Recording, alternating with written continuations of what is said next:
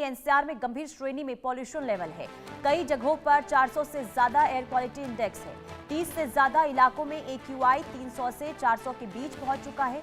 आनंद विहार और अक्षरधाम में 409 AQI दर्ज किया गया है। विवेक विहार में भी AQI 400 के ऊपर पहुंच चुका है। कुल मिलाकर दिल्ली में प्रदूषण का स्तर खतरे के निशान पर बना हुआ है और दिल्ली वासियों को इन दिनों भारी प्रदूषण का सामना करना पड़ रहा है।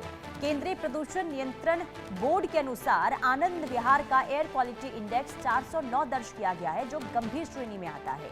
इलाके में धुंध की मोटी परत छाई हुई है और दृश्यता बेहद कम हो गई है। दिल्ली में बढ़ता प्रदूषण कम होने का नाम नहीं ले रहा है। ज्यादातर इलाके बीते कई दिनों से रेड जोन में बने हुए हैं। प्रदूषण की स्थिति इतनी ज्यादा भयावह हो गई है कि इसे साफ तौर पर देखा जा सकता है। सरकार अपने स्तर पर इसे कम करने के निरंतर प्रयास भी कर रही है। बावजूद इसके कोई खास सुधार होता हुआ फिलहाल नजर नहीं आ रहा है। तो हर साल की तरह इस साल भी दिल्ली वासियों को धुंध से यानी कि प्रदूषण की मोटी धुंध से जूझना पड़ रहा है। दिल्ली में पॉल्यूशन का हाल इस कदर नजर आ रहा है कि कई ऐसे इलाके हैं जो इस वक्त रेड जोन में हैं।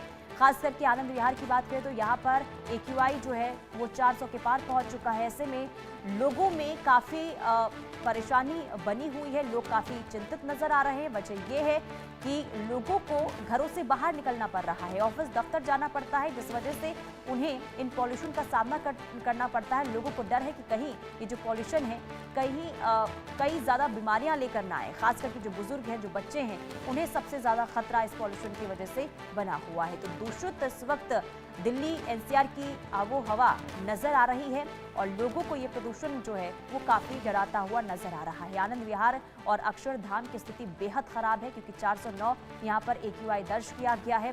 कुल मिलाकर दिल्ली NCR में गंभीर श्रेणी में इस वक्त एयर क्वालिटी इंडेक्स बना हुआ है और कई जगह ऐसे हैं जहां पर इस वक्त रेड जोन प्रदूषण के लिहाज से, और हर साल की तरह यही हाल।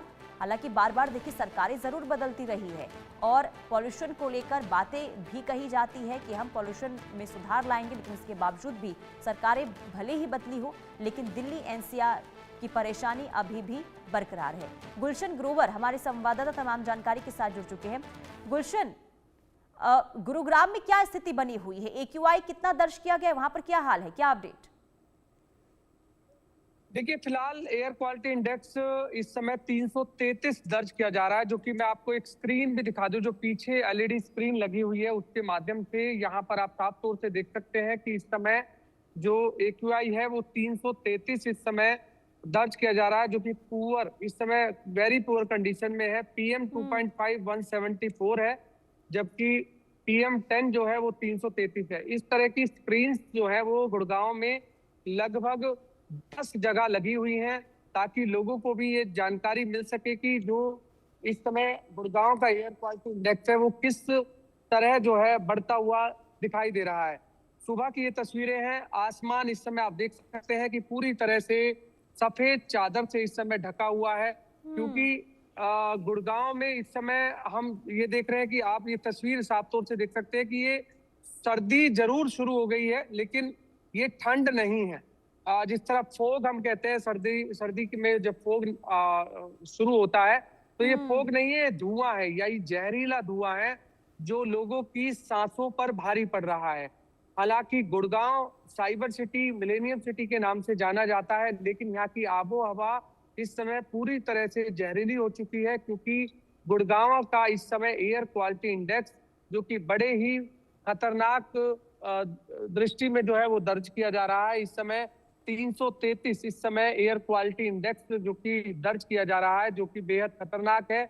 गुड़गांव के अंदर बात करें तो तमाम प्रदूषण को रोकने के लिए प्रयास किए जा रहे हैं, चाहे वो जिस तरह से स्टेज 2 जो है ग्रैप का लागू किया गया हो, ग्रेडेड रिस्पॉन्स एक्शन प्लान का, लेकिन उसके बावजूद भी लगातार प्रदूषण बढ़ रहा है। इस समय सुबह की ये तस्वीरें हैं। हालांकि सुबह आसमान हम देखते हैं कि नीला जो है वो दिखाई देता है, लेकिन इस समय पूरा आसमान हम देख रहे हैं कि सफेद चादर से इस समय ढका हुआ है। यानी ये दर्शाता है कि इस समय जो गुड़गांव का जो हवा है वो जहरीली हो चुकी है, सांस लेने लायक नहीं बची है। क्योंकि सुबह लोग सैर करने के लिए जरूर नजर आते हैं, लेकिन इस समय गुड़गांव में कोई भी इस समय पार्कों में इक्का दुक्का लोग ही इस समय सैर करते हुए दिखाई दे रहे हैं। तो यही कारण है कि गुड़गांव का एयर क्वालिटी इंडेक्स पूरी तरह से इस समय खराब हो चुका है। ग्रेडेड रिस्पॉन्स एक्शन प्लान का स्टेज 2 लागू हो गया है, जिसमें तमाम जो नियम है वो लागू किए गए हैं। चाहे वो कंस्ट्रक्शन साइट पर निर्माण की बात हो, वहां पर आपको ग्रीन नेट लगा करके निर्माण कार्य करना होगा। डस्ट आपको खुले में नहीं रखना होगा। चाहे वो जिस तरह निर्माण कार्य में जो सामग्री इस्तेमाल होती है, ईंट, बजरी, क्रेशर, रोड़ा, उस पर आपको ढकना होगा और वहां पर समय समय पर छिड़काव करना होगा। सड़कों की बात करें तो वहां पर छिड़काव करना होगा। पेड़ पौधों की बात करें तो वहां पर छिड़काव करना होगा। यानी कि ग्रैब टू लागू हो गया है, लेकिन क्या गुलशन इसका पालन भी हो रहा है, ये मैं आपसे आगे जानूंगी। अनिल चौधरी का रुख कर लेते, गाजियाबाद से हमारे साथ बने हुए। भावना सिसोदिया दिल्ली से बनी हुई है। सबसे पहले अनिल, मैं आपके पास आऊंगी। गाजियाबाद में क्या अपडेट, क्या स्थिति है वहां पर?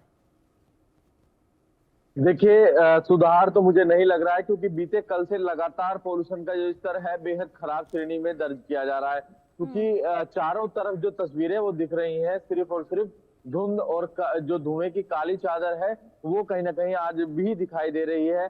दिखाना भी चाहेंगे हम अपने दर्शकों को।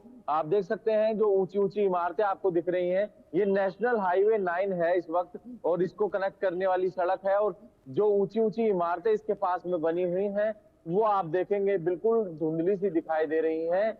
ये धुंधली इसलिए दिखाई दे रही है क्योंकि जो आसपास का वातावरण है बेहद खराब हो चुका है।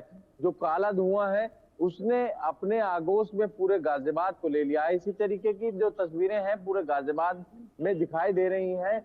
वहीं AQI की अगर बात करें तो AQI जो दिल्ली से सटा हुआ इलाका लोनी का है, वहां 300 दर्ज किया जा रहा है। जो वसुंधरा है वहां पर भी 300 का ही AQI बना हुआ है। वहीं इंदिरापुरम की बात करें तो इंदिरापुरम में 250 पहुंचा हुआ है। तो ये तमाम इलाके हैं जहां पर बहुत ही ज्यादा पोल्यूशन है और लोगों का अब सांस लेना मुश्किल हो रहा है। मैं इस वक्त सड़क पर मौजूद हूं तो मुझे भी आप समझ सकते हैं गले में खराश और आंखों में जलन जैसा मुझे महसूस हो रहा है। तो आप समझ सकते हैं जो आसपास का जो वायु है हमारी वो बिल्कुल खराब हो चुकी है, इनहेल करने लायक नहीं बची है। जिसको देखते हुए स्वास्थ्य विभाग की तरफ से अलर्ट भी जारी कर दिया है। उनकी तरफ से कहा जा रहा है जरूरी काम हो तो ही घर से बाहर निकलें, अन्यथा घर पे ही रहें। और बिल्कुल अनिल, और देखिए यही तो चिंता का विषय है ना कि लोग जो हैं काफी कई लोग ऐसे, खास करके देखा अगर हम बुजुर्गों की बात करते हैं, बच्चों की बात करते हैं, उन पर सबसे ज्यादा असर देखने को मिल रहा है इस प्रदूषित हवा का। भावना, दिल्ली के कई ऐसे इलाके हैं जो सबसे ज्यादा गंभीर श्रेणी में बने हुए हैं, खास करके आनंद विहार, अक्षरधाम की अगर हम बात करते हैं, AQI 400 के पार यहाँ पर है। अभी आप जहां पर मौजूद हैं, जरा वहां की तस्वीरें दिखाइए और ये भी बताइए कि अक्षरधाम और आनंद विहार के अलावा और कौन कौन से इलाके हैं दिल्ली में जो सबसे ज्यादा गंभीर श्रेणी में हैं? जी देखिए, मैं आपको बता दूं कि मैं इस वक्त दिल्ली के ITO पे मौजूद हूँ, जहां पर AQI लेवल की बात की जाए तो 309 बना हुआ है। वहीं दिल्ली में तमाम ऐसे हॉटस्पॉट हैं जहां पर AQI लेवल लगातार 400 के पार बना हुआ है। आनंद विहार की बात की जाए, अक्षरधाम है, जहांगीरपुरी, अशोक विहार, वजीरपुर, पंजाबी बाग, ये तमाम ऐसे एरिया है जहाँ पर AQI लेवल जो है लगातार 400 के पार बना हुआ है। यानी कि कहा जा सकता है कि दिल्ली की आबो हवा जो है बेहद ही खराब श्रेणी में पहुंची हुई है। जहाँ दिल्ली में सर्दियां दस्तक देती है वहाँ एक तरफ देखा जाता है कि बादलों में एक धुंध की चादर देखी जाती है, लेकिन मैं कैमरामैन से रिक्वेस्ट करूंगी कि वो एक बार दिखाए कि किस तरीके से एक धुंध की लेयर जो है, आप देख सकते हैं कि पेड़ों के बीच में भी जो है एक धुंध की लेयर देखने को मिल रही है। और ये धुंध की लेयर वो सर्दियों की दस्तक देने वाली धुंध नहीं है, ये जो एक स्मोक लेयर देखने को मिल रही है, दिल्ली में बढ़ते प्रदूषण की लेयर देखने को मिल रही है, जो कि लगातार दिल्ली वालों की सेहत के लिए हानिकारक साबित होती जा रही है। क्योंकि जिस तरीके से अक्टूबर की 14 अक्टूबर से लगातार ही दिल्ली का AQI लेवल जो कि लगातार बिगड़ता जा रहा है और अब बहुत ही गंभीर श्रेणी में पहुंच चुका है, यानी कि 400 पार तमाम जगहों पर पहुंच चुका है, जिसकी वजह से कहीं ना कहीं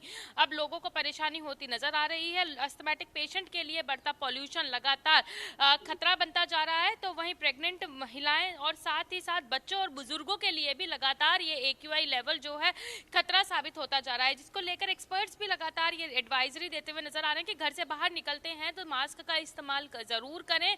और आपको मैं ये भी बता दूं कि कहीं ना कहीं ये भी देखा जा रहा है कि सुबह के समय जो लोग सैर करने के लिए पार्कों में निकलते थे, कहीं ना कहीं अब उनकी संख्या भी बढ़ते पॉल्यूशन के कारण कम हो गई है। अगर देखा जाए तो पार्कों में अब लोग नहीं पहुंच रहे हैं, क्योंकि सेहत बनाने की जगह अब ये बढ़ता पॉल्यूशन उनकी सेहत के लिए हानिकारक होता जा रहा है। इसलिए लोग अब मॉर्निंग वॉक के लिए भी निकलते हुए नजर नहीं आ रहे हैं। वहीं ग्रैब 2 के नियमों को जिस तरीके से दिल्ली में लागू किया गया है, उसकी उन नियमों का पालन हो रहा है या नहीं हो रहा है, इसको लेकर भी सरकार कदम उठाए जा रही है। टीमों का गठन किया गया है ताकि टीम इस चीज के ऊपर निगरानी रख सके कि आखिरकार जो ग्रैब 2 के नियमों को लागू किया गया है उनका पालन हो रहा है या नहीं हो रहा है। वहीं दिल्ली की जनता से लगातार ये बात भी कही जा रही है, वहीं ग्रैब 2 के नियमों में ये बात आती है कि अपने निजी वाहनों का इस्तेमाल कम करें, पब्लिक ट्रांसपोर्ट का इस्तेमाल ज्यादा करें। और वहीं इसी चीज को देखते हुए निजी वाहनों के लिए पार्किंग फीस जो है वो भी दुगनी कर दी गई है, ताकि लोग अपने निजी वाहनों का इस्तेमाल कम करें और पब्लिक ट्रांसपोर्ट का इस्तेमाल करके ही अपने काम पर पहुंचे, ताकि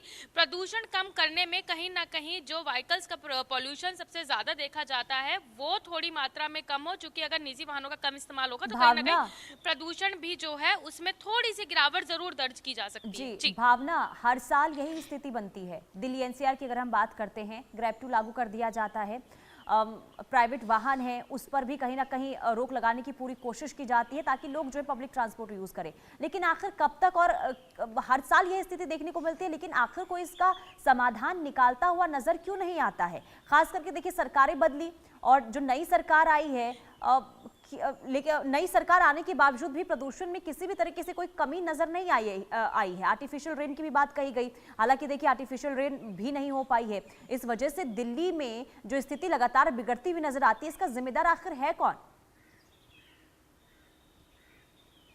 जी देखिए, अगर बात की जाए दिल्ली के, तो दिल्ली सहित पूरे उत्तर भारत में सर्दियों के दस्तक देते ही कहीं ना कहीं प्रदूषण का स्तर बढ़ता हुआ नजर आता है। चूंकि हवाओं की गति कम हो जाती है, इसलिए प्रदूषण जो है ज्यादा देखने को दिल्ली में खासतौर से मिलता है।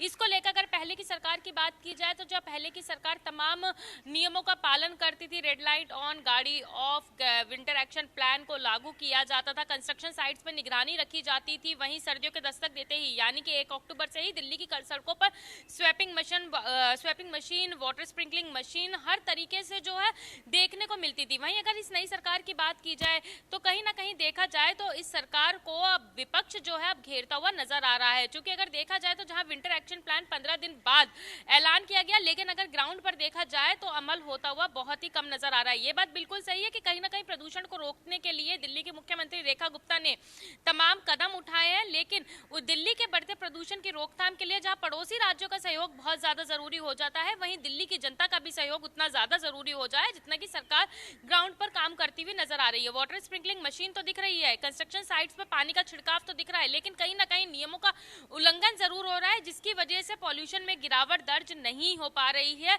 जिसकी वजह से दिल्ली वालों को सांस लेने में परेशानी हो रही है। वहीं सरकार की बात की जाए तो कृत्रिम वर्षा को लेकर भी दिल्ली की मुख्यमंत्री रेखा गुप्ता ने बात कही थी कि बढ़ते पॉल्यूशन को देखते हुए दिवाली के बाद दिल्ली में कृत्रिम वर्षा जरूर कराई जाएगी, और उसके लिए 28, 29, 30 तारीख बादलों की अनुकूलता को देखते हुए 28, 29, 30 तारीख का ऐलान भी किया गया था। लेकिन देखा जाए तो ट्रायल तो बुराड़ी में सफल होता नजर आया था, लेकिन जिस तरीके से पर्यावरण मंत्री सिरसा जी ने कहा था कि कानपुर से एयर जेट उड़ चुका है, क्लाउड सीडिंग हो चुकी है, 4 घंटे के बावजूद भी दिल्ली में किसी भी इलाके में बारिश होती नजर नहीं आई थी। कहीं ना कहीं इस पूरे मामले को लेकर भी विपक्ष जो है और यही वजह से राजनीति शुरू हो गई है। भावना, बने रहिए। सवाल ये खड़ा हो जाता है कि गुरुग्राम चलते एक बार फिर से। गुलशन, आपने बताया कि ग्रैब 2 तो लागू कर दिया गया है, क्या ग्रैब 2 के नियमों का पालन करते हुए लोग नजर आ रहे हैं?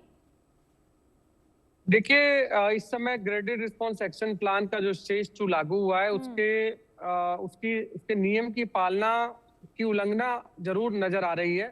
पालन करना तो बहुत दूर की बात है, क्योंकि इस समय बेशक गुड़गांव म्युनिसिपल कॉर्पोरेशन ने 80 सैनिटेशन इंस्पेक्टरों की ड्यूटी लगाई है, और उसके ऊपर 4 ज्वाइंट कमिश्नरों को मॉनिटरिंग के लिए लगाया है, ताकि इस बढ़ते वायु प्रदूषण को रोका जा सके और नियमों का पालन कराया जा सके।